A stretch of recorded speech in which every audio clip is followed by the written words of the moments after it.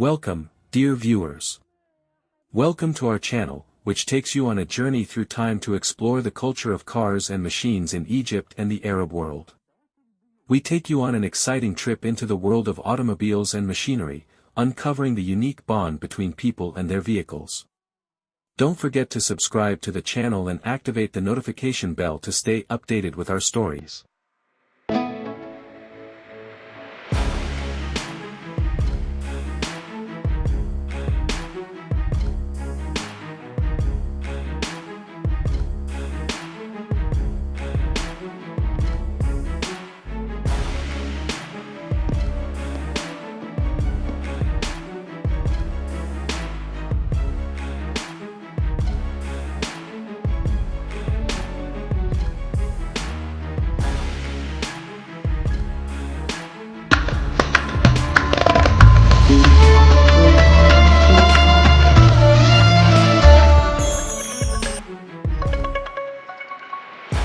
In the late 1950s, Egypt began building a national automotive industry to support its aspirations for economic independence.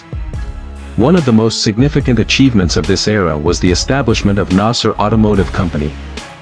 The company did not limit itself to producing passenger cars; its activities extended to manufacturing trucks and buses. In the early 1960s, the Nasr 110 bus emerged as a revolutionary development in the public transportation sector. When the new bus was introduced into the Greater Cairo Transport Company's fleet, Egyptians felt immense pride in a locally made product roaming the capital streets. The bus featured a modern design for its time, and its bright red color, which became a hallmark of Cairo's public transport fleet, only added to its popularity. The front design of the bus was rounded, with large circular headlights, making it resemble a watermelon. As a result, Egyptians affectionately nicknamed it Bateekha, meaning watermelon, a name that became an integral part of its identity in Cairo's streets. This popular nickname was not just a joke but a reflection of the strong bond that developed between Egyptians and their locally manufactured bus. Bateekha was powered by a 6-cylinder Magirus Deutz diesel engine.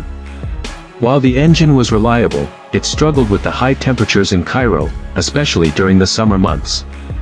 The Bateekha remained a familiar sight in Cairo for many years until newer designs gradually replaced it. However, its name was never forgotten.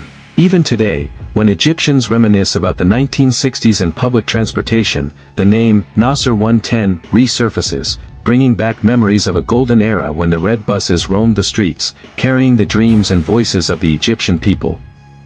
Although Bateekha is no longer in service, having been retired entirely in the early 1990s, it has left a lasting mark on the history of the Egyptian automotive industry.